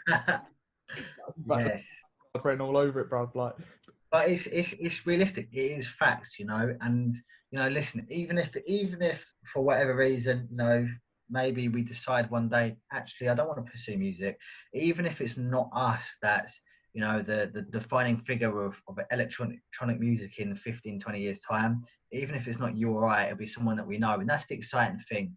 And let's link it back to Ibiza. We're around so many people in Ibiza who have so much potential, yeah, and and Ibiza always has been and always will be, always is, the island of dreams. yeah, Anyone that anything about music, or anyone who does know anything about music, goes to that island. Like, it's got that gravitational pull, yeah. and I suppose that's the exciting thing for the future. Like I said, if it's not us, it'll be someone that we know, and you can only be happy for them. It's an exciting time to be alive. Definitely, definitely. I do think like we're all going to stick at music, and I think the potential is there. And I think the reason that Jamie Jones and Adam Bayer and Corolla are there is because they stuck at it and they didn't give up. Because if they gave up, they wouldn't be there. Do you know what I mean? That's the real key to what we're doing, is that they're Mate, Jamie Jones and Adam Bayer are boys. That's something I didn't know from back in Ibiza. Jamie Jones did the season. Adam Bayer was out in Ibiza. They've been friends for a number of years. Jamie Jones is featured on his label. Jamie Jones has well, I mean, that season that we did in Ibiza, Jamie Jones played every single party. He played Afterlife. He played wow, where else did he play? Well, everything, mate. He obviously played Paradise. He played Ushuaia. He played every single venue, but he brought something different each time. That's mad. That's the versatility of the geezer. yeah. It's funny how it boils down to like versatility and like being able to be diverse and stuff. Because that way you can please more people. If you just pigeonhole yourself, it's only gonna, it's not for everyone. The diversity is not for everyone, and No, of course, but this is something that even if you're not a DJ, even if you're a listener, you've got to be open to all genres. Why limit yourself to just tech house? You're following a crowd, you're a sheep. Listen to drum and bass, listen to classical, listen to techno, listen to bloody not chart music. Don't listen to chart music, fuck chart music. But keep your options open. There's your like, favorite DJs, your favorite tech house DJs take influence from every genre: soul, R&B, hip hop. Electronic music, runs. Like hip hop walked, so electronic music could run. Do you know what I mean? And that hip hop ain't walking. Hip hop's running as well. But the point I'm making is that everything that we do, the drum samples, the vocal samples, everything like that comes from hip hop. It's all sample based music. So you've got to have the variation and the love for all genres 100%. hip hop comes from dub, and reggae comes from dub. That's where it's all fed into each other, and the influences of.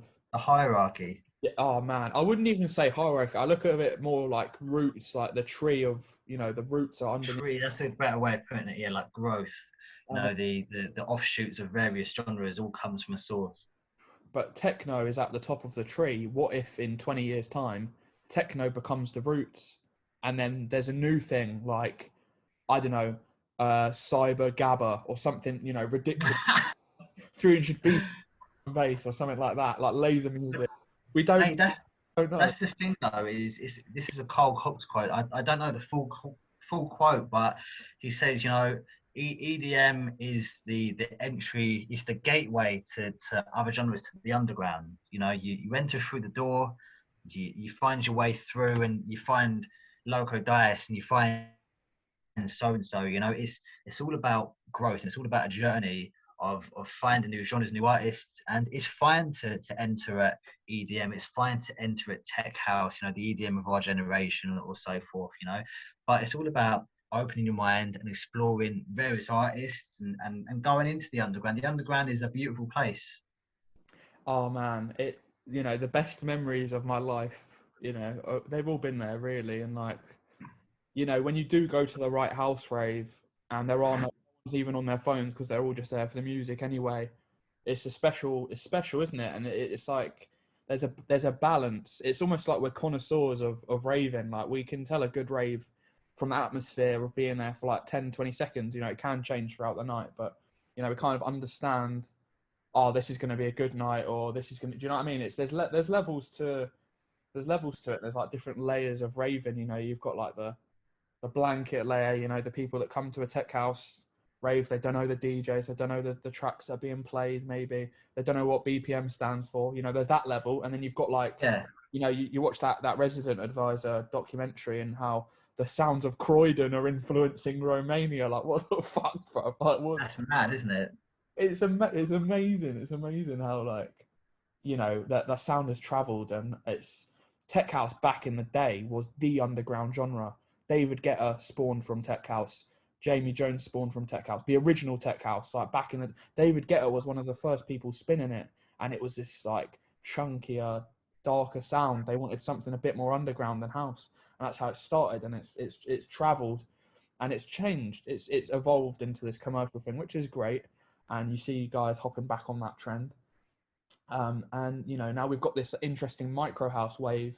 What's that going to do to the UK? And then we find out that how Croydon had a part to play. So is it even minimal? Is it even minimal? Can we call it that, or do we call it Croydon minimal? Like, what do we call it? Yeah, who was it? Who was I chatting to? I was chatting to, oh god, I can't remember the geezer's name now on Twitter. He's like, never did I think would Romanian minimal be linked to Croydon. It's amazing. And then you hear about Raresh and stuff buying vinyl Yeah, 20, 30 years ago from, I think, was it Cynthy's record store? I can't remember. But yeah, man, it's like a full circle and like a melting pot, and there's no way to control it really. Like you can't like monopolize EDM. It just goes in a direction, and you can't. Do you know what I mean?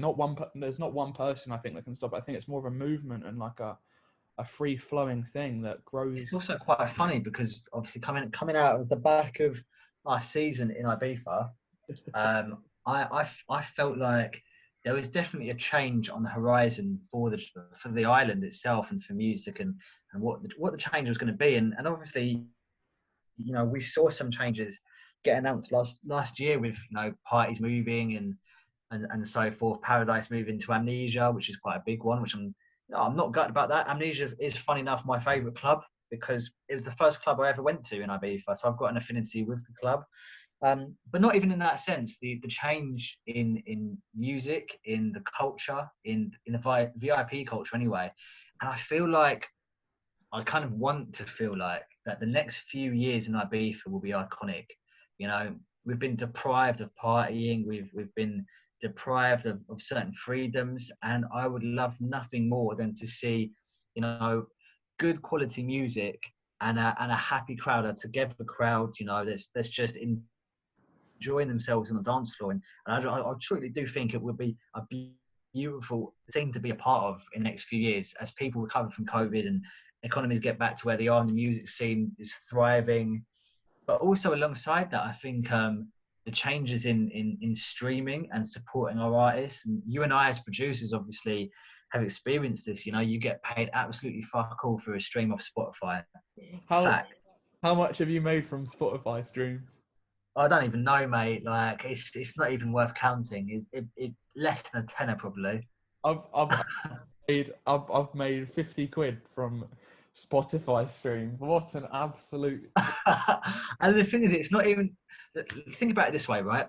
I think it was Dave Clark released so absolute techno icon. Dave Clark released a album a couple of years ago, and it wasn't available anywhere but on CD. and he made more off selling 8 CDs than he would have 25,000 Oh, Spotify streams. oh my God. So 8 CDs is more profit than 25,000. Right, 8 people. If 8 people buy your CD, you're going to make more money of 25,000 people listening to it. That's insane. We need to get that figure up on the screen or something. Jamie, pull that up. Oh man, it's Joe Rogan. You know these, and there's I know I don't want to go into pop, but like Takeshi 6ix9ine, he came out of prison and Spotify, I think they whiteballed him or they blacklisted him or something like that, and Really? they just didn't pay him for streams, or they didn't show his real streams, and that he was #1 and stuff. And you know, it's just crazy how they just do what the fuck they want. Like there's no way that that's fair, because if they did pay out for an artist, it would make music a more sustainable career. But Spotify alone are making it a lot more difficult for people. You know, let's say you got paid, I don't know, let's say you got paid £1 a stream. Let's just imagine, and how difficult it is to be a musician. I know I'm not putting pressure on anyone, like, don't worry about streams, don't worry about the money, but like, imagine if we got paid £1 a stream, everyone who made music would be a lot happier, and they'd stick at it longer, which is fine. I get it, people drop off. I'm not going to be one of those people. I'm sure you're not either. Like, all the backyard, like, we seem pretty, you know, I'm sure we've seen our fair share of fucking bollocks that could have stopped us, that hasn't stopped us, and we're still going. But if they just paid £1 a stream, let's say you had 75,000 streams a year, you'd be on, you know, 75k a year, like that. Do you know what I mean? I know it's not. And that's not even unfair. That's not even unfair, because listen, think back to the early 2000s, you know, and the late 90s, CD sales and the cost of an album or whatever. Yeah. You know, if you really think about it, if you truly love that music, you know, if you truly love that artist and appreciate the amount of hours that goes into making one track, whether I personally can box off a track in 5 days, it's not just that. You know, I will produce and arrange a track one day, then spend another 2-3 hours the next day mixing it down, and then it goes to the master. You know what I mean? There's a lot of hours that go into it. It's a day's work. Yeah. Imagine even putting it this way. Yeah. Your day's work is worth £1. Man. Oh my God. Like, it's not being attacked in the way it should be, this problem, because like we are the future, right, of the music industry, which is great. And I think we don't realize the power that we have. The words that we say are going to ripple through the industry and create an effect. So the bigger we get, the more influence we're going to have. And maybe one day we could boycott Spotify. I know they're probably going to block me now for that, but fuck them. But another point that I'd like to make as well is alongside streaming. So something that I was reading about Kanye West, you know, he was trying to get his masters back from Sony because he doesn't own his music. And obviously he signed that contract, sure. But this is something that I kind of clocked onto the other days. I have one of my tracks signed to a label, and this is the first time I've signed a contract for my music. And I read through the contract, and I was like, Jesus, I'm like, this is actually worded so strictly and lawfully. I'm like, wow, it's like something that I've just sat at my desk and made some sounds and put them together and thrown them together, and it sounds good. Yes, it's on the label.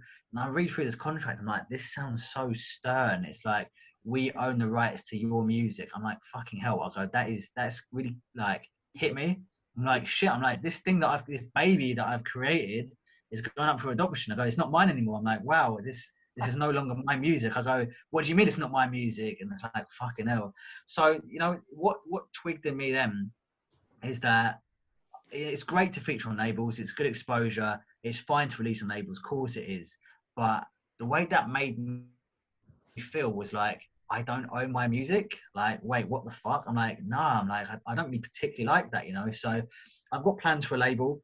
Gonna hopefully get that into play towards the end of this year, next year with Elliot. So Elliot runs Surge, you know, Surge Recordings, minimal label. Yeah. You might have heard of him. So he runs that. But obviously we've both got a love for techno. So we're going to get a techno label sorted, and that's going to be the place to put my music and his music and the music of our peers as well. Do you know what I mean? Is that's the way to do it. You know, I don't want to be owning other people's music. I don't want other people to be owning my music. I want to be in full control of the sounds that I put together. But again, look, there's nothing wrong with signing to labels. It was just kind of a culture shock to realize something that I put so many hours into is no longer mine. It's kind of like, wow, that's kind of a funny way to put it, but it's facts.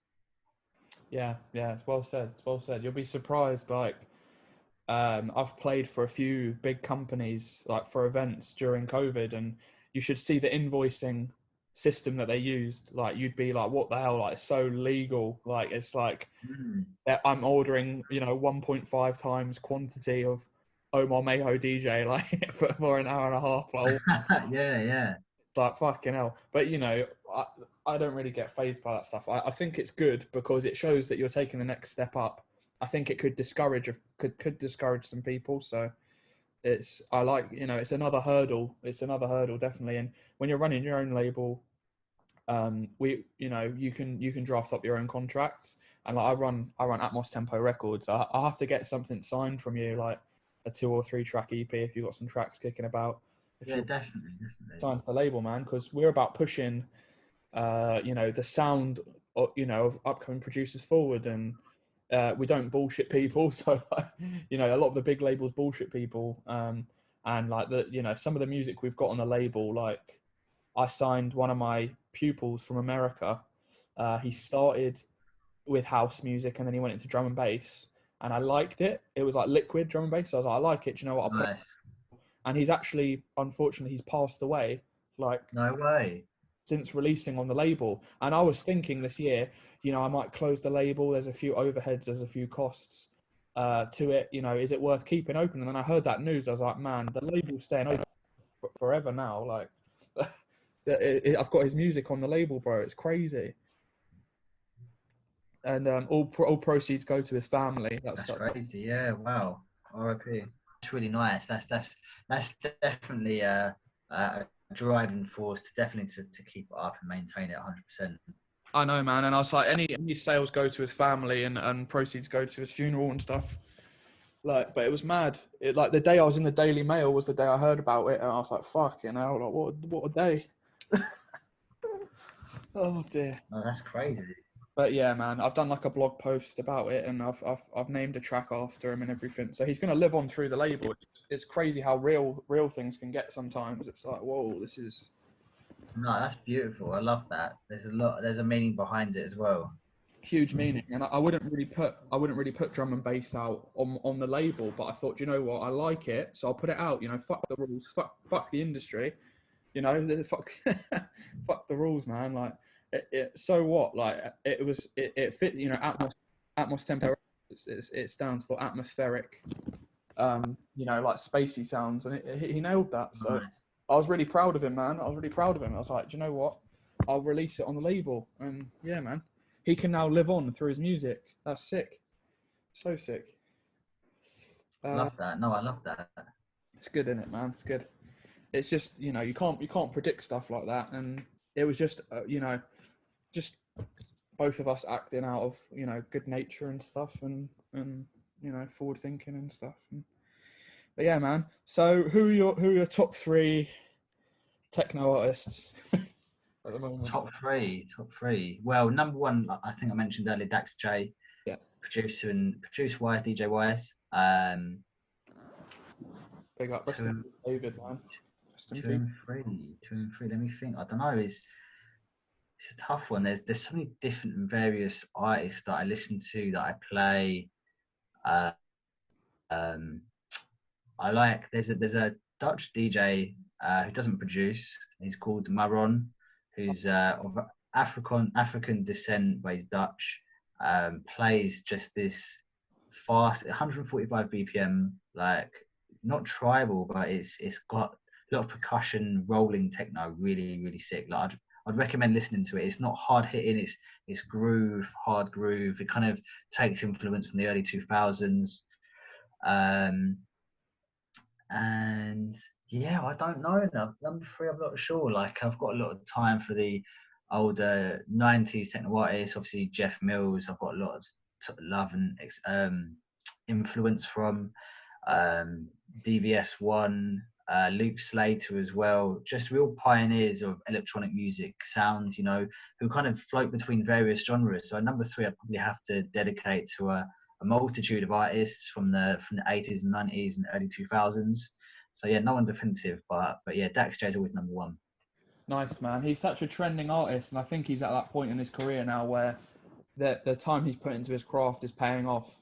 You know, I'm sure if you watched him on mixing vinyls 5, 10 years ago, he wouldn't be as solid. He's not been that solid the whole time. It's probably been a lot of hours, probably 10,000 hours of consistent mixing, you know, to get to that level. I'm sure he didn't start that good. No one starts that good, do they? Like, you know that. Like, No, yeah, like his story as well. Like, you know, back when he was in school, I think he was 13 years old, and he said like he was smoking a lot of weed and just listening to records. And as he got older, I think he went to uni and whatever, and started learning vinyls then. So yeah, like listen, we're in the midst of it. You know, it's early 20s that you find your love and your passion, and you put the hours in, and you start to enjoy it and get recognised for it in your 30s. That's a fact. It's a long old game, but it's the dedication and the hard work that pays off.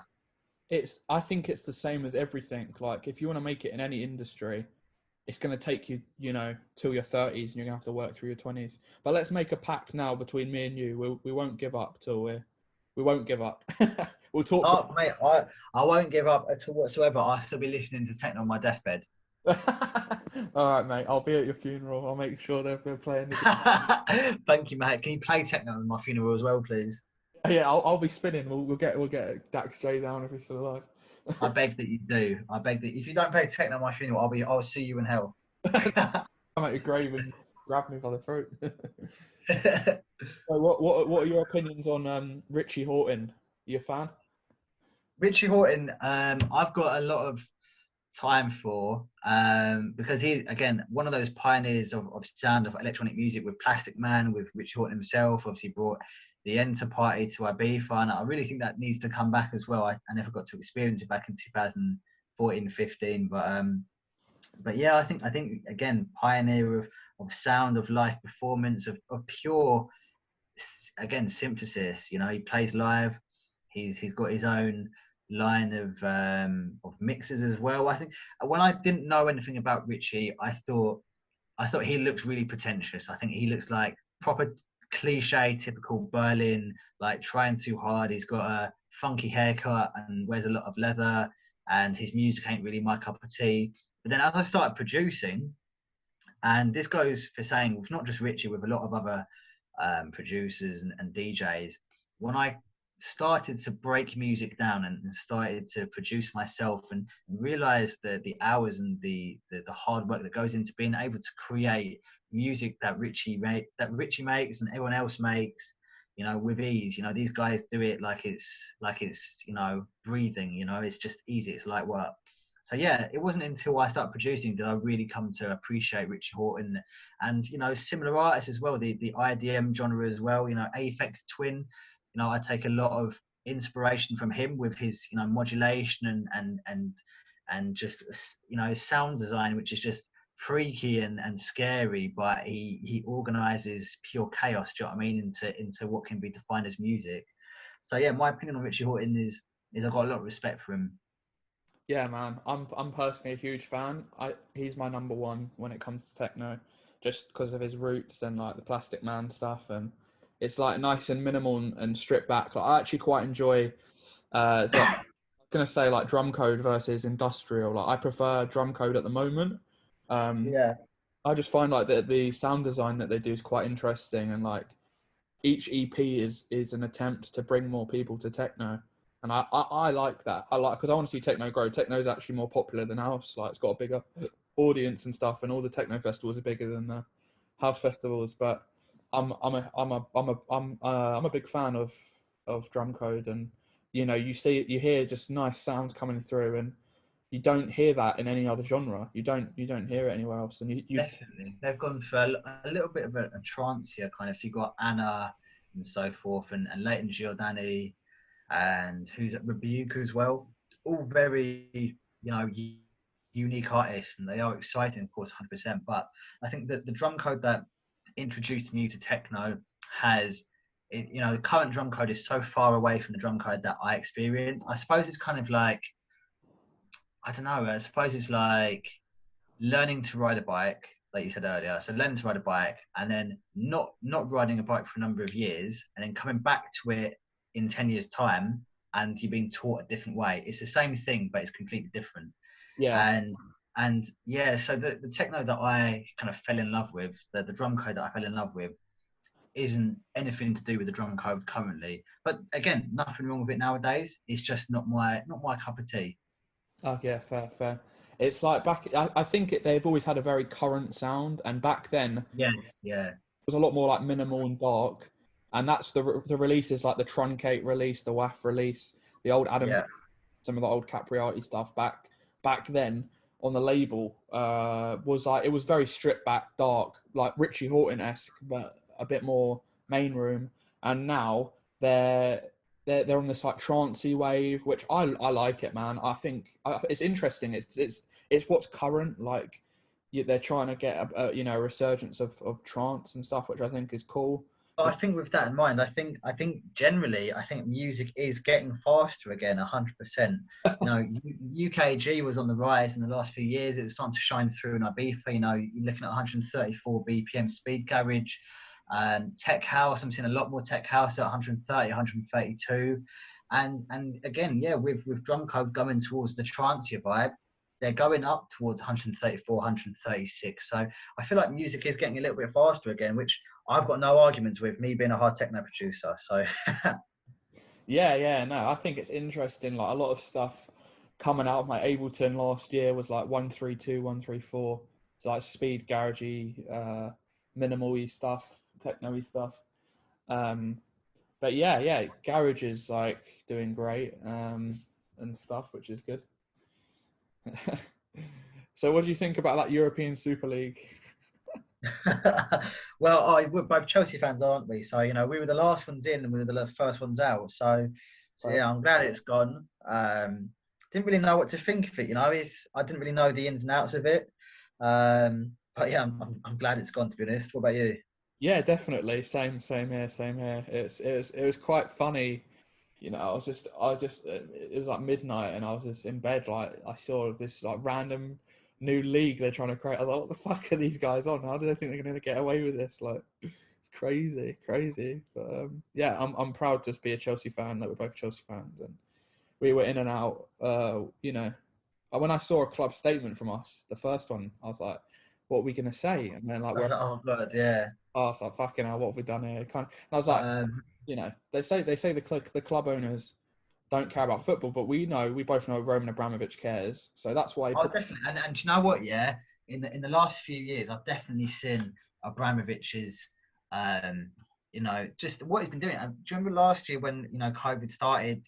All the space he made at the Millennium Hotel on by Stamford Bridge was for NHS workers and so forth. Yeah, man. Sick. Doing stuff for the community. Yeah, he's contributing a lot to charity at the moment and paying for people to get COVID tests. What a legend, certified legend. I rate Abramovich massively. Yeah, definitely same. Definitely best club owner in the Prem, and he did the right thing. I love our team at the moment. Though, isn't our team sick? We got a sick team.